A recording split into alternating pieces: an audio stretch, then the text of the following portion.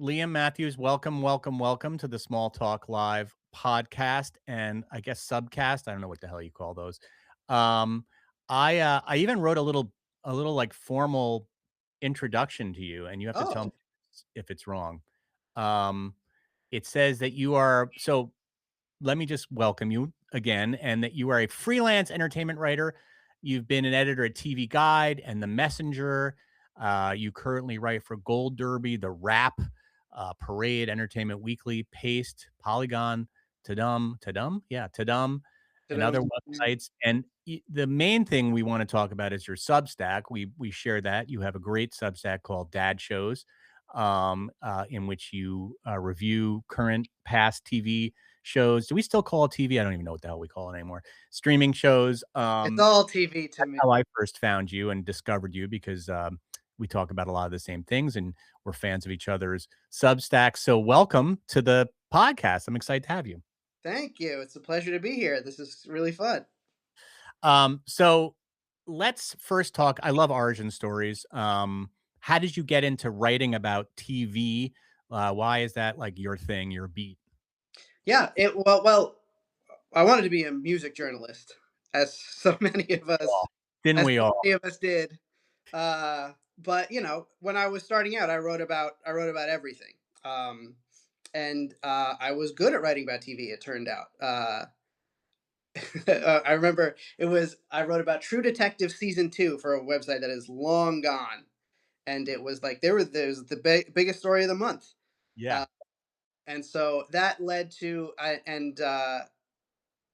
that I had a connection at TV Guide, and I had a portfolio of TV stuff that led to getting a staff editor job at TV Guide in 2015, and that was it.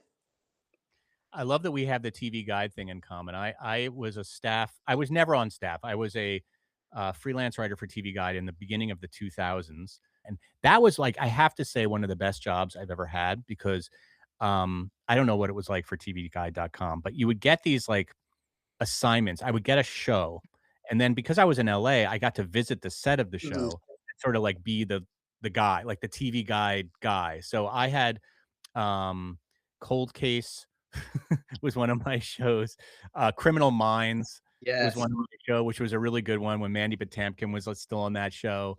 Um, then I had some like flops, like there was a surfing show on HBO, like John from John something from or Cincinnati. I remember John from Who was Cincinnati. it? It was David Milch. Was it a It was David? a David Milch show, Yeah. and I did an entire interview while David Milch was lying on the ground because he used to have these back problems. That's amazing. That's incredible lore. David That's Milch incredible. on the floor. Yeah.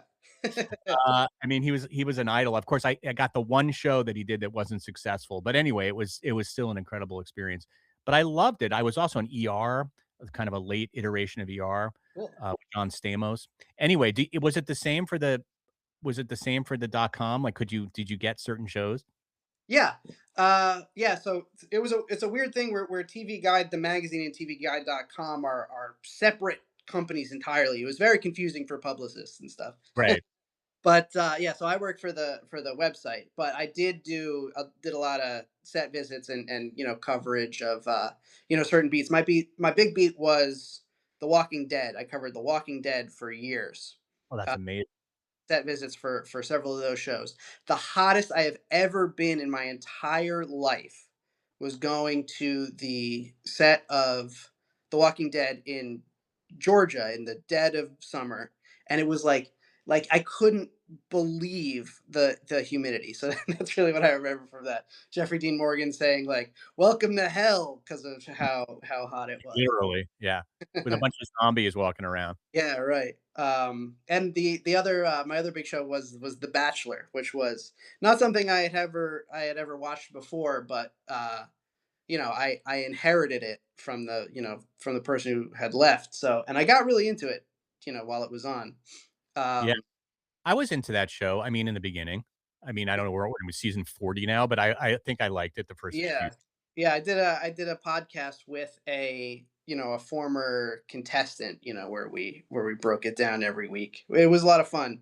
I have not kept up with it, and it's I think Not either. A friend of no, mine I writer on that show, but Once yeah. I was no longer professionally obligated, I was like, I don't need to need to do this. I think it's time to wrap it up. They're having all kinds of. They had to can a whole season this year because of all the controversy with the lead. So I think it's time to pack that one up. But yeah, that's what I did. Yeah, so that's really cool. So you've carried on your TV writing to Substack. It's always great when you're on Substack when you have like a lane, when you have like a very specific thing that you're focusing on. And you have this thing called dad shows. Explain the concept to me. And by the way, congratulations. I know you're a new dad. Yes, thank you. Maeve is 6 months old. She's And you write be- about her a lot. Yeah. yeah. Uh, so kind of the simplest version of what a dad show is it's an action thriller. Action thrillers about men who are good at their jobs. And there's a lot of so like Reacher is a great one. Yep. Ray Donovan is a great one. But there's a Soprano, lot of sorry. would Tony Soprano qualify as somebody who's good at his job? Great question. Tony Soprano is very good at his job. So there's a sort of a broad range within that. Like it's not like that show is not exactly a genre unto itself, but rather some characteristics. Like it doesn't have to be about a man. There are dad shows about about women that star women too, like Lioness with Zoe Saldana. Um, but yeah, Tony Soprano is a great example. Like The Sopranos, higher level show than usually what you think of as a dad show, which are usually a little people think of him a little less sophisticated. But Tony has all the characteristics, like he's great at his job. He'll do anything to protect his family, but he has a strained relationship with his family. He's an anti-hero. The anti-hero shows are a big category of dad shows. But Breaking Bad is definitely a dad show. Breaking Bad is the of the prestige shows. That's the one that best fits the Yeah. Perfect. yeah. Well, that's a great idea. How did you come up with the idea? Is it because you just like that kind of show? Yeah, I love that kind of show. And just when I started this, it was like there was a dad show boom happening at that moment, like 2 years ago. Um, where it was like Reacher and Jack Ryan and all there was like a bunch of Apple TV shows that were all like, oh, this is a big thing right now. Yellowstone was still on. Um, and so it was You just love like a yourself, Taylor Sheridan. yeah, I love Taylor Sheridan. I'm obsessed with Taylor Sheridan. Uh, but yeah, so I just was like, yeah, dad shows, and it's just like such a clear idea, dad shows. Um, And then you became a dad. and then Like, I became a dad. I wasn't even a dad. I had to go legit. I was like, I'm talking about this stuff. I don't even know what I'm talking about. I have to get some skin in the game here. That's why I did it. how's that working out for you, the dad thing? Oh, it's great.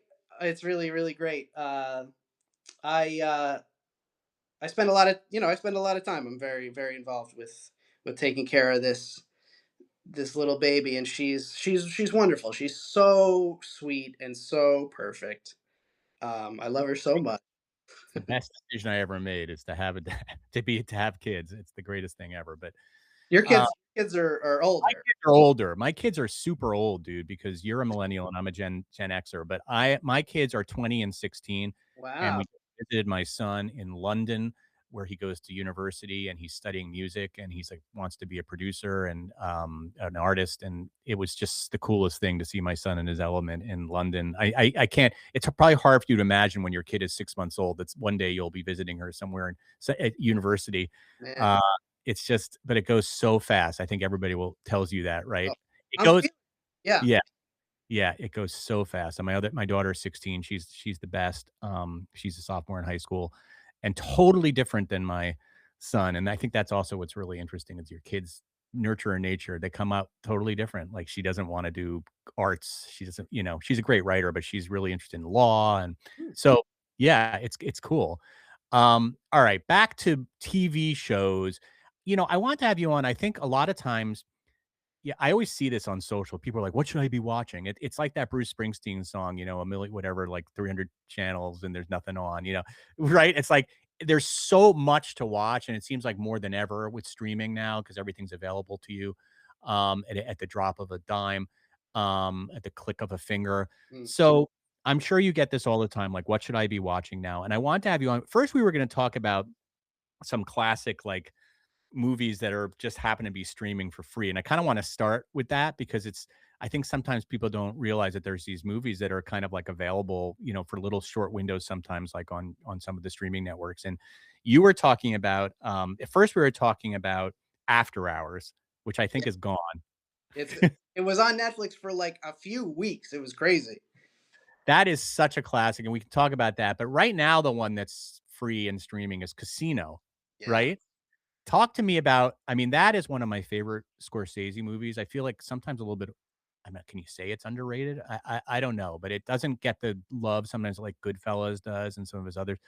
What are you were you excited to see that one, and why do you recommend that one to anybody who might have somehow missed Casino? Oh, it's great. I was gonna rewatch it for this. Right. I almost A did little. too, but then I was I like, haven't seen it in a few years, so it's a little bit. It's a me little. too. All the details are a little. Uh, but a little fuzzy. But it is. I mean, it's like I was just describing it. My wife has never seen it. I was describing it to like it's like Goodfellas. It's not quite as good as Goodfellas, but it's still really great. It like Joe Pesci is still a horrible, horrible, nasty gangster. Yeah, I mean, they're all it's and they kind of like are they're kind of almost replaying some of the best of Goodfellas, but it has a whole different angle and it takes place in Vegas and it's the beginning of it's I love the idea of gangsters meet like the sort of gangsters of Vegas, like Yeah, East Coast gangsters meet, West yeah, Coast. It's a different type of gangster, but it's still yeah. they're still gangsters. Yeah, Um, it's a little darker than Goodfellas. Like there's like some pretty extreme violence in it. You know, with the putting the guy's head in the vice and all that stuff. yeah. Uh, Burying people alive, I always remember that. yeah, very memorable stuff. Yeah. Uh, It's hard to drive through the desert of Texas I mean, of, Nevada without thinking of Casino. Like, yeah, I yeah, can't do it. yeah. And it was kind of like, and it's and in in Scorsese's filmography, the great America's greatest living director, Martin Scorsese. I will hear no other, Yeah. uh, nothing to the contrary. Um, Hard Harding that, I'm harding it. yeah, but it was, it was sort of like, Goodfellas was sort of the almost glorifies it, and then like after that, progressively, like each time you revisited it, it got a little grimier and sadder and darker. So like from Casino, it was like this is, you know, uh a darker story than Goodfellas. Then by the time you get to The Irishman, it's like this is it's all gone, it's all falling apart. Your soul is completely corroded by being a part of this thing. Uh America is a cruel, heartless place. and um Yeah. and I love how he doesn't glamorize it, and yet you wanna watch these characters. It's the ultimate antihero. he's the best at it. Yeah. Yeah. Yeah. Alright, so that's a great one. Are there any other movies that right now that we should miss? Is there anything that you might be aware of that's streaming right now? Um, well, I recently rewatched One Battle After Another. This little movie you might have heard of, One Battle After Another. Great dad movie. It is Really? a Okay. How come? oh you haven't seen it. It's No, I about have seen it. oh, Oh, I've seen it. oh okay, Paul yeah, Anderson. This is a real LA story here. My wife this is gonna sound so much like name dropping, but I'm gonna do it anyway because what the hell? My wife was doing prenatal yoga on the subject of prenatal of kids, right? This is back in the day, and one of the women in her class was Maya Rudolph, just randomly, and they yeah. became friends. And during this era, Paul Thomas, when my kids were very young, Paul Thomas Anderson would sometimes come over to our house to have dinner. I mean, this was like the most intimidating thing for me because it's like I worship him. I worship his movies. America's second greatest living Yeah, filmmaker. and to have that guy in your house, he's a very nice guy. I'm not saying we're like good friends or anything, but it was kind of cool. So I have a real attachment to the Paul Thomas Anderson stuff. But anyway, I love that movie, even if he wasn't somebody that I know. Mhm. And um, Tell me, why should people watch that movie? Oh, it's just I mean, it's just the level of the filmmaking is just extraordinary. Like I just like I've seen it twice, and it's just like the second time I was just appreciating like the editing is so good, and just the cinematography, and just the how locked in the performances are. It's like so extraordinarily well made. And just like Definitely. the theme is of just like, you know, we as parents, we didn't get it right. The world is what it is, but maybe our kids will make it better, you know. Yeah. uh, and I really I feel that, you know, it's not that I feel, not that I feel like I like my shot is done at, you know, at you know, making the world, you know, better in whatever way that I can, but just like the hope for the next generation of like maybe you'll get it. Yep. Just like, you know, what yeah, just hoping and having faith uh that things are going to be great, that you're going to have a good life and do something meaningful. So when you write about TV shows, there's so much to choose from, and I know that you have for your Substack, you have dad shows, so that's a very specific genre. But how do you choose like what to watch? Because I mean, I literally this is every night. This is like a battle, one battle after another with my wife. We're thank you. A little call back there. I'm good. We're trying to figure out, um, what to watch. I mean, luckily we really have the same taste, so it's not a hard thing for us. But we'll be like Netflix, Hulu, and I'm gonna go through each network with you. But I wanna like, how do you choose what to review and write about and think about? Yeah, well, fortunately, I don't I don't get to like I Yeah, they the all sign it to you. I'm like, I'll watch whatever somebody's paying me to watch. Uh, It's a good problem but to have. What are but they paying you to watch right now? sorry. What are they What? paying you to watch right now? Oh, I just reviewed the Audacity for the Wrap, which is a new tech industry sort of satirical dramedy on AMC and AMC Plus, which is, you know, kind of a niche streaming service at this point, you know, cable network. That you know, I don't know. It's hard. It's like cable is declining, you know, but yeah, the Audacity. It's sort of like Silicon Valley, but So it's a um, comedy. yeah, but it's more dramatic than Silicon Valley, like very like character driven. So it's sort of maybe like you could describe it as like Silicon Valley meets Succession is sort of how you could describe it. Is it a half an hour format? No, it's an hour, so that's yeah. But it's I was sort of like I had very mixed feelings about it. That I thought the performances were really strong, and a lot of the writing was very strong. Like the character stuff. It stars Billy Magnuson, who's, you know, he's been in a lot of stuff. I don't know exactly if what else he has been in other than this off the top of my head, but he's been in a lot of stuff. And Sarah Goldberg from Barry, who is fantastic, always fantastic. So he's like the founder of this, you know, this tech company, and she is a who's like, you know, he's trying to keep the stock price up. He's doing it. He'll do anything he can to keep the stock price up. And Sarah Goldberg is a therapist.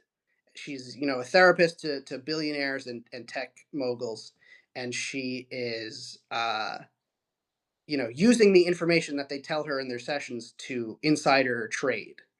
And so when he finds out about this, like, and she's his therapist. And so when he finds out about this, he kind of blackmails her into, you know, sharing that information with him. And So do we recommend this? Do we like this show? you know, I would say it's, check it out. I would say check it out. You know, give it an episode or two and see if it's for you, because it is, it's good, not great, is what I would say. Sarah Um, Goldberg is on Industry, which is a show that I just finished binging. Now right. I know I'm a little bit behind on that one, but if I may put in a little plug, that is a really good show. I don't know if you've been. My favorite show, my favorite show on TV right now is Industry. I absolutely love It Industry. is amazing, and I can't stop thinking about it, and I was No. just in London, and all I wanted to do was do an industry tour of London. Shot in Wales, actually, weirdly enough. Really? There's some scenes that are like when they're like they're in the city of London, they're in that financial district, but yeah, probably I can that doesn't surprise me. Yeah, maybe Lo right. Maybe the sets are in Wales, but they do Yeah. go. But It it's doesn't surprise me that you would shoot something not in London because the most expensive city I've ever been to in my life, so why would you shoot anything there? but yeah, it's. I mean, I love Industry. That is my favorite show. I'll tell anyone in the world to watch Industry, even if Show it. of hearts, how many people are on that are watching of the people watching are watching Industry right now? I'm doing a heart. Anybody watching Industry? I feel like I didn't. Gotta do it. Oh, did you That was do it? me. That was you. We're the only ones watching Industry? Dudes, if there's one thing you take away from this podcast, whatever we're doing here, watch Industry. I just kept hearing about it and I was like, oh, and I think we watched the first episode. This is kind of dark, but let's watch. And then I was like hooked. It's like reading a novel. Like you just become so invested in the characters, and it's just great writing. It's kind of like a Succession, but Yeah. I mean, it's just great. Yeah. Anyway, Just love. the way it and it keeps getting better every season. Well, I didn't think season 4 was quite No, as good as the previous seasons, but it just is a show that just keeps getting better and better as as the creators get more confident in what they're doing and just like the world keeps expanding. and it Uh overlaps with what's going on in the world now, and so it it's helps you kind of yeah, it's so relevant. I very relevant, love very it. I love it. and, I think the last season is gonna be, uh, coming. Yeah. So, last season is the next season. So, anyway, okay, so you got that recommendation.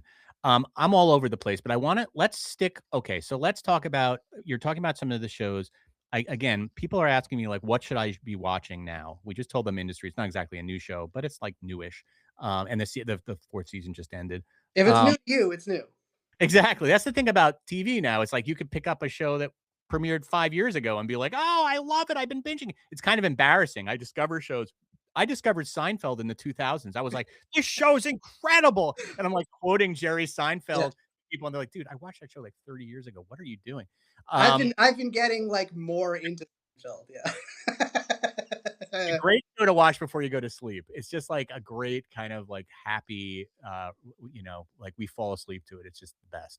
I've probably seen it 1,000 times. Um, but okay, so what other shows are you excited about, like that you've been watching lately?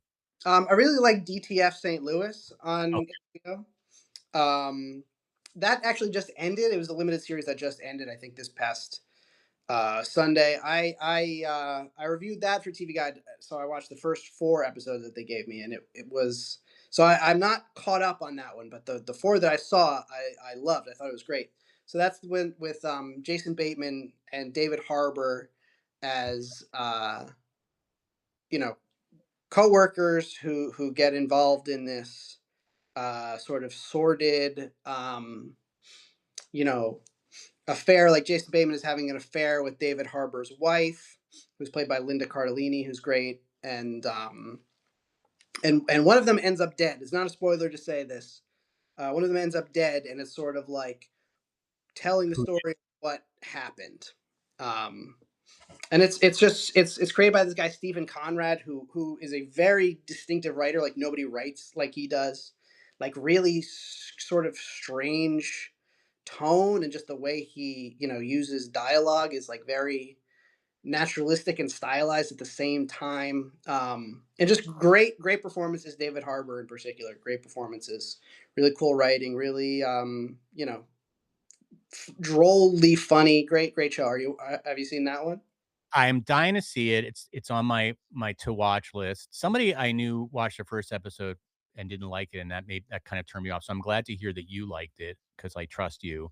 So I will definitely. I mean, it's got all the elements of like what I would like in a TV show. So I can't imagine that. Yeah, Kind of not for. I would say it is not for. It's not for everyone. Like Industry, I would recommend to anyone. I say, like people who haven't watched The Sopranos, I say, like if you like things that are good, you'll like The Sopranos.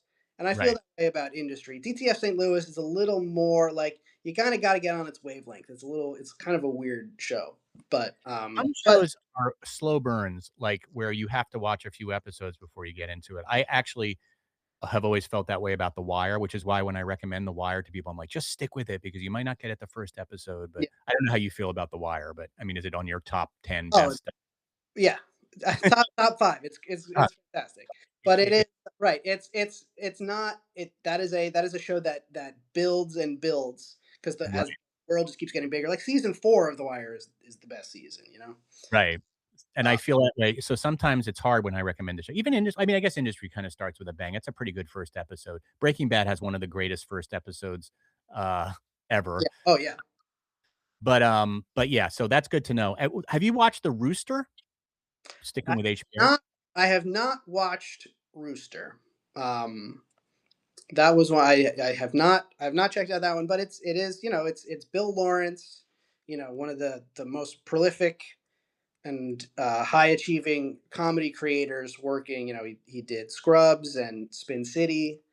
And then more recently, he did Ted Lasso. He's a co-creator of Ted Lasso. Was a showrunner of Ted Lasso for a few years. He did Bad Monkey recently, which is a show that I really liked. A good dad show with Vince Vaughn on Apple TV. Um, but I have not seen Rooster with Steve Carell as a college professor. Have you seen that? I have not. I have not. I I the one okay. So The Rooster, we have to see that one. I mean, again, I'm like, I don't know if this is like a Gen X thing, but I kind of watch everything that's on HBO. Like it's just like a kind of default Yeah, for me yeah, because right. generally Well, that's speaking, the it's thing. Yeah, so it's probably going to be good. Yeah, give like 9 out of 10 times it's gonna be good. yeah, Even the docs, I mean, I watch everything. But that said, I'll tell you the interesting thing for me, and I'm curious, this is gonna be a not popular opinion. I have tried a few times to get into The Pit, and I mm, can't do it. I oh don't know. I don't know why. I don't understand The Pit. And again, please in the comments explain what I'm missing here because I even started to watch it on the plane to London because I'm like, okay, now is a good like concentrated 10 hours, and I just couldn't penetrate. And it's not. I guess it's because to me it's just like watching ER, and I don't really understand the difference. And I watched a lot of ER, and I don't even know if I was that into ER when ER was out, even though that was one of my TV guide shows. Um, what is it? What do you love it? I mean, what people love it. yeah. Oh, I think it's great. I'm not caught up on The Pit, but I do think it's great. Um, I think it's just very. I think it's so intense and so like the emotional like whiplash is so powerful on that show. And it's so realistic. I think it just makes people feel like they're actually in the ER without actually being there. Um, no, it's just a medical drama just done at a really really high level with compelling characters and strong writing and but if it doesn't work for you, it doesn't work for you. Like it's Yeah, I mean, I'm clearly in the minority. It does really well, well, and I mean, all of its fans seem to hate it right now, which is like it's like a like weird thing. season 2. Everybody's mad at it. It seems like because they wrote a character off who like a very popular character. I guess they wrote her off, uh, and people are mad about that, even though from what I understand, I have not seen it, but from what I understand, it was very much served the story. And it's like if you want like ER, like characters were coming and going all the time. It's like it's part of the construction of the show. But but yeah, I mean it's a great show. Noah Wiley is a Gen X icon, Oh, great he's an performance. icon, and I love him. I like everything about it. I just for some reason I think it just doesn't feel original to me, so it's just not what I wanna Yeah, spend my time watching. It's like it's no Industry. I mean, Industry to me is so original and doesn't feel like anything I've watched before, and it's taking me into a world that I'm not familiar with, and yeah. So anyway, I'm super in the minority. I wanna put in a plug for because sometimes I love HBO documentary. We haven't talked at all about reality stuff, so I wanna ask you not even reality, just, non-scripted. But, um I like the 99-Year-Old Man. This is a Gen X thing, right? Because I think we like Mel Brooks. And I've met Mel Brooks and I love Mel Brooks personally. So the 99-Year-Old Man is a Mel Brooks documentary that I recommend that was actually directed by Judd Apatow. I don't know if you had a chance to see it, but it's really interesting. oh, Um, I'll add it to the yeah. list. And there's some weird thing about this Substack Live where sometimes it cuts us off when I talk. And I'm going to talk to the Substack Live people about that because it's pissing me off. I can hear you fine. Okay. No, sometimes it cuts us off. Anyway, and then there's something called the Yogurt Shop Murders, which I also like, which was about a murder that happened in Austin, Texas in the 90s that I had no idea about. That was really depressing and really interesting. Yeah, Um, but let's move to Netflix. Now, you had mentioned, I think, and I might be wrong, that there's certain channels that are better for dad shows or streamers that are better for dad shows than others. mhm, And you felt that and I could be, tell me, you said that Apple TV and Prime Video were the dad show destinations. Am I correct? absolutely correct. How do you differentiate? Do you feel like they've come up with their own? Like Hulu to me feels like it's become the CW of it wants to be kind of younger audience, millennial Gen Zers, right? Am I? And Right. then HBO is like for us, like for me, it's like Gen X, like prestige television. Netflix feels like it's very much geared towards women. I don't know. I could be Netflix wrong. Netflix is truly for everyone. That's Yeah. their thing is they're trying to be everything to everyone. Right. And probably accomplishing that only because they put out so much content. It's crazy. High volume, yeah. And then Prime, how would you define Prime? So Prime, they have found their niche in adaptations, which Mm. makes sense considering Amazon started as an online bookstore. Um, but so like they do a lot of book adaptations of like popular paperback stuff like Reacher. They did Scarpetta recently with Nicole Kidman. Jack Ryan, of course. That was sort of the breakthrough. Lord of the Rings. Oh, Uh, that's so interesting. I hadn't thought of that. Yeah, you're right. You're totally right. Yeah, but it's not just that too. They also they adapt everything. Like they have like Fallout is like one of the you know prestige video game adaptations. I've recently learned of a show that they did that was it was an adaptation of like a live stream like D&D campaign. Like it was like Maeve Maeve loved that one because I hear her. yes, Maeve is crying. No, she loved that. That was her call of um, that's so fun. Yeah, so that's interesting. So they're yeah, like I just watched Young Sherlock. I guess they're taking the IP Hmm. of Sherlock. I didn't like it, but I did watch it.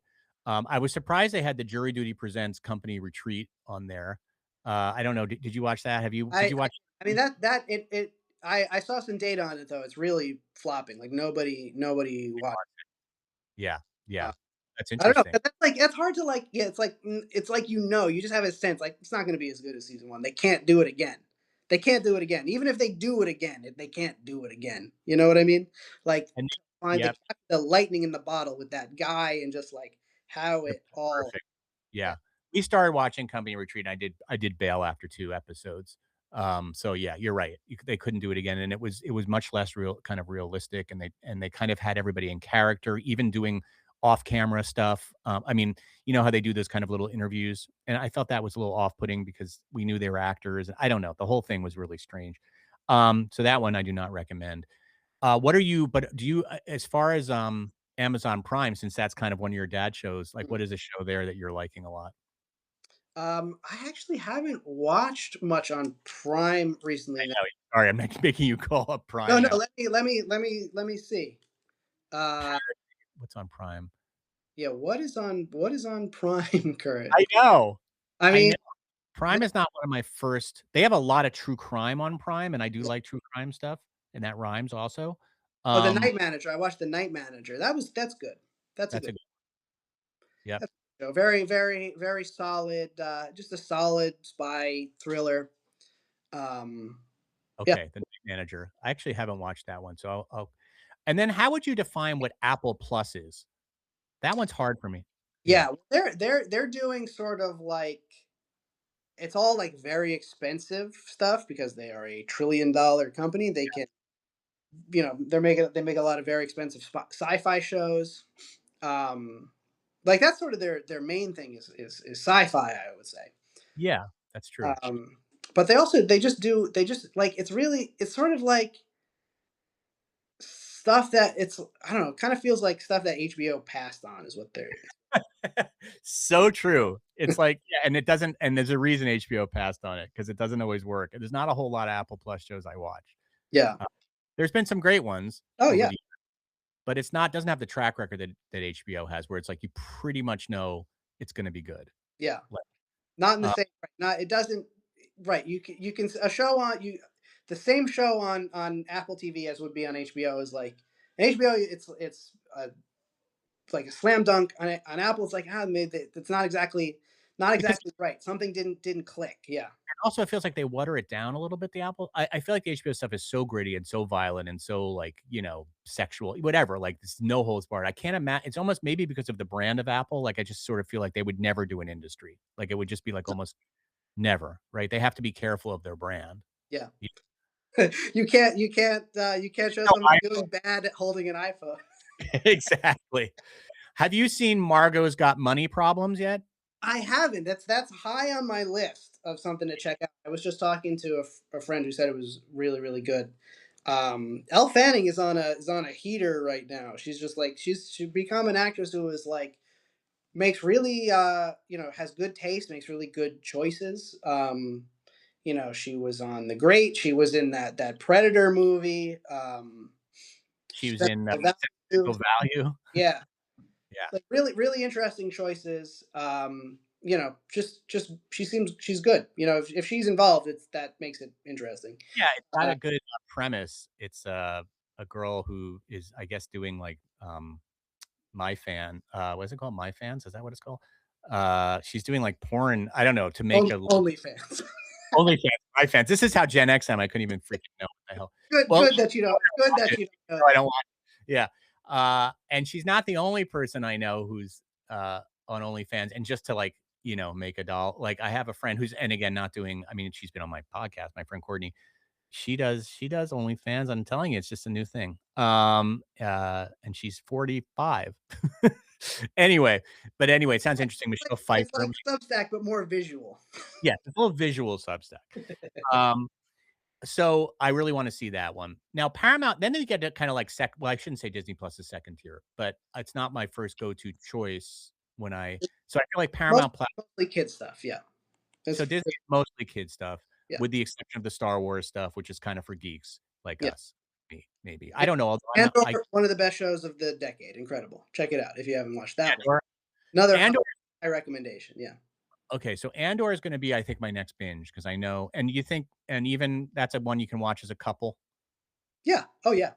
My wife Okay, and I together. It's very much like it's just like a full on like spy thriller, but like really really sophisticated. Uh, okay, Andor. I'm excited about Andor. That just got me. I'm excited. So Andor, Industry, and you just recommended another one that I really wanna see, but now I can't. Oh, down a DTF. yeah. Uh, Paramount Plus. Now there's a lot of Taylor Sheridan on there. Uh, Yes. I think he probably has a deal with Paramount. Um, so tell me what you like over on Paramount Plus. They've got stuff like, I don't know, Landman. Are you Mhm. a Landman guy? Love Landman. Crazy. People love Landman. The crazy show. It's like not good exactly, but it's very compelling. Watchable, right. Uh, Okay, Billy and Bob then you Billy Bob Thornton just the best. They're just so charismatic, so funny. Just wild stuff happening on that show all the time. Um, and then it seems like you're kind of into all the Yellowstones, like, yeah, and the offshoots. yeah. Have you watched all the offshoots of I yeah, Yellow I watched all the Taylor Sheridan shows. The best of the Yellowstone shows is 1923, which is one of the prequels. They had 1883, 1923. So that one was the best one. It was sort of like had sort of like this epic sort of like it almost felt like Titanic in a way of just sort of the just the time period and the scope of it and the doomed lovers and all this stuff. Do you have to have watched Yellowstone to understand 1923? It helps. You don't have to, but it does help. Uh, Yellowstone, so you recommend Yellowstone. I mean, I know that this is, like, extremely popular show and it kind of almost like it's like a, but so would that be one that would be very bingeable? oh yeah, it's also like Yellowstone is like very like if people don't like Yellowstone, I totally get it. It is a show that is not for everyone. Despite how popular it is not for everyone because it's very weird of just like how just the tonal shifts and just like the it has a very weird pace where like nothing will happen. It'll just be like Kevin Costner doing like these growly monologues about like the way the world is for like, and Yeah. then the episode will just end, and you're like, what the hell just happened? It Yeah. Um, but when it is good, it's like there's kind of nothing like it. It's just like how just it has this very grand, epic sweep to it. Um, yeah, but it's fun. It's a funny it's a fun show to watch. One other one I wanna talk about, and just because I just read about it, and I wanna know what you're thinking, because this might be sort of relevant to Gen Xers, is there's gonna be a reboot of Malcolm in the Middle, Yeah, yeah, that's on now. Disney Plus. Are we hearing good things, or is it kind of mixed bag? I think I it's I haven't watched it. You know, I watched the original Malcolm in the Middle. You know, Yeah. it, but it's I think it seems to be well received. I think it's a limited series. It's only 4 episodes. Um, Oh, interesting. yeah, I don't know. Maybe it was just like Bryan Cranston doing Frankie Muniz a favor. Like, let's get Frankie Muniz some work. Um, but yeah, I don't know. It sounds like people like it from what Yeah. The other, one I wanted to ask you about, are you a Handmaid's Tale guy? Have I you was never a Handmaid's. I only ever watched the first episode of The Handmaid's Tale, and I was like, that was great. And then I never went back. It was just like, Well, yeah, and if like me, like, we stuck with it, but then by the ninth season or whatever, I don't know what season, how many seasons it got, it kinda was like the same thing over and over again, but now they have this thing called The Testaments, which just opened on Hulu, and, I'm curious, like, what the buzz is about The Testaments, like, I can't tell from the advertising, I can't tell if it's something I wanna watch. yeah, I have not heard anything about the Testaments to tell you. Okay, so that's I probably know Chase good. Infinity from One Battle After Another is the star of it. She's really good. She's a good actress, rising actress. She's the young one in one she's the kid. Yeah, the daughter in One Battle After Another. So I don't know. Yeah, I don't know. I don't know if I don't know. Do do people want to stay in Gilead? I don't know. Is the Yeah, world? that's what from a kid, it seems like it's like the teen again, it's on Hulu. Well, Hulu had Handmaid's Tale, but it's like kind of like almost seems like it's trying to appeal now to a younger. Oh yeah, you're right. Yeah, it's like Right. a It's like YA version a kid. Yeah. of It's YA Handmaid's Tale. It's, so I don't know. that's Um, let's reach back into our memory lane here, and I didn't warn you that I was doing this, so I appreciate it. And I know you're a little bit younger than I am, but are there shows that you grew up with that you just think are, classic, like, that are just like, if you had to write, like, okay, here are the 10 best shows of like the 90s, or like 5 best shows of the 90s. What were some of the shows that had a huge impact on you when you were growing up? when I was growing up, the Simpsons. The Sim- Okay. the Simpsons was huge for me. Every day after school, I would come home and watch The Simpsons. Just the I mean, it's the funniest, smartest comedy. You know, it's just the best. What's Uh, interesting is now if you talk to my son, he would say the same thing about South Park. So South Park was just the next coming, I guess, of The Simpsons. South Park too. You know, South Park's great too. Sort of like uh, Simpsons is Green Day. South Park is Blink 182. You know. It's true. It's true. Okay, so South Park was one. Do you ever pick up like some of these shows that are like from the 80s, like Bosom Buddies, or I don't, is that just past your, because you would have to, I don't even know how you'd find shows that were like shows that I grew up with, like Different Strokes, and um, you know, I mean, I guess there's some of these shows now. There's some of these networks that show these classic 80s shows, but are any of those resonate with you, or Yeah, I mean yeah, they're all out there. You can find most of them. Uh, Mork and Mindy? yeah, Mork and Mindy. I'm sure Mork and Mindy is out there. My you know my I mean, just as an adult, like I went back and watched some of the great shows of that era, like Miami Vice. Like Miami Vice holds up. Miami Vice, that's a good show. That's still a good show. I have not watched that in 30 years. I would love to go back and start watching Miami Vice. That was a great show. I mean, Yeah, back in the day. and it's like yeah, and you watch a show like that, and it's like man, they don't make them like this anymore. You know, where it's just like that that type of procedural, like every episode is like a new thing, but it's just like done like so tight. It's great. And Twin Peaks, of course. I mean, We all love Twin Peaks. It's the greatest, you know, That's Hearts. Twin Peaks. Mount Rushmore of television. Just the greatest. All right. Do you ever so you write a lot about obviously a lot about scripted shows. Do you but I know that you were on The Bachelor for a while and, you know, you sometimes are paid to watch. Do you ever watch, unscripted shows? I watched Love on the Spectrum recently. My wife loves Love on the Spectrum, I and am I am with your wife, and my whole family loves Love on the Spectrum. I is are anybody I don't know if anybody's doing Hearts because I don't see too many Hearts, but I'm putting Hearts for Love on the Spectrum because that is one of let's talk. Tell me why you watch that. it's just so sweet and so fun and just like and so like it just helps. I don't know, like it helps you understand people who are different and just like see them in this whole like, oh, these are full complete people with like beautiful Yes. souls. It's just like so, and Most just pure the casting show. is incredible on that show. Like they find the greatest, like these they're so charismatic and so funny and so They're so so different great. from each other. Like, Yeah. nobody's the same. Like, everybody has their own kinda quirks, but they're all really interesting in their own way, and even when they find new people, because 'cause I've watched every season, um, no, that show is like the feel good I mean, it made me cry, like, I cried. I mean, it's I can't recommend that show any higher, and people I think people are a little like, "Oh, I think" they feel like it's exploitive or It's something. not like so not. It's great. That's the thing about it. It's, like, compassionate. I don't know the guy who made I haven't really read much about the guy who makes he's definitely Australian.